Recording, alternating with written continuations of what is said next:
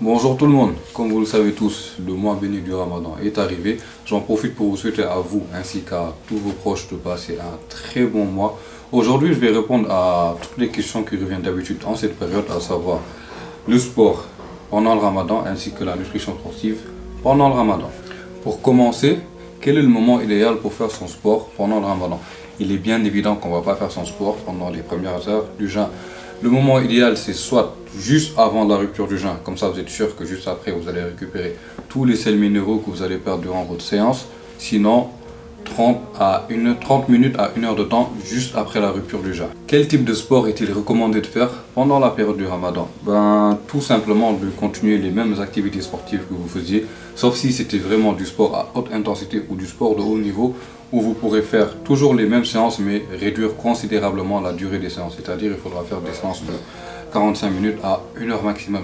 Si c'est pour quelqu'un qui n'avait jamais fait du sport ou qui n'était vraiment pas habitué du sport et qui veut faire du sport pendant le Ramadan, moi ce que je vous recommande de faire, c'est des sports comme la marche, le biking ou la natation qui seront tout à fait adaptés à vous. Et aussi, comme j'aime le rappeler, si vous voulez perdre du poids ou perdre un peu de gras, le Ramadan c'est la meilleure période.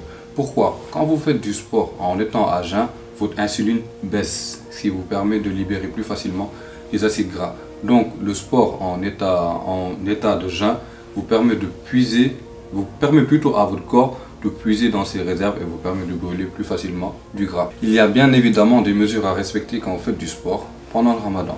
La première et la plus importante pour moi, c'est de boire beaucoup d'eau. Il faut vraiment éviter la déshydratation pendant le Ramadan. Vous devez boire au moins 1,5 litre d'eau entre la rupture du jeûne et le début du jeûne. Et ce que je vous recommande, si vous faites du sport pendant le Ramadan, pour chaque heure de sport, boire au minimum 500 ml d'eau. La deuxième mesure, c'est éviter vraiment de faire du sport intense ou du sport intense si vous n'en avez pas l'habitude auparavant. La troisième, il faut arrêter immédiatement de faire du sport si vous ressentez des douleurs au ventre, une accélération de votre rythme cardiaque, des maux de tête ou des douleurs au niveau de vos muscles. Pour ce qui est de la nutrition, il est important d'avoir une alimentation variée durant cette période de Ramadan et de conserver un apport équilibré en protéines, en glucides, en lipides, en sels minéraux et surtout en liquide pour permettre à votre corps de subvenir à tous ses besoins durant cette période. Il est aussi important durant cette période de privilégier les aliments qui sont faibles en gras et les cuissons qui vous permettent de prendre le moins de gras possible. Par exemple, si c'est pour vos légumes, je vous conseille de les cuire à l'eau ou à la vapeur, et pour les viandes, de les griller ou peut-être au four. Et aussi, une petite astuce pour conserver votre sentiment de satiété durant toute la période du jeûne, je vous conseille de prendre des aliments qui sont riches en fibres et riches en protéines. Pour garder une bonne santé cardiovasculaire pendant cette période de jeûne, évitez de vous coucher directement après avoir mangé.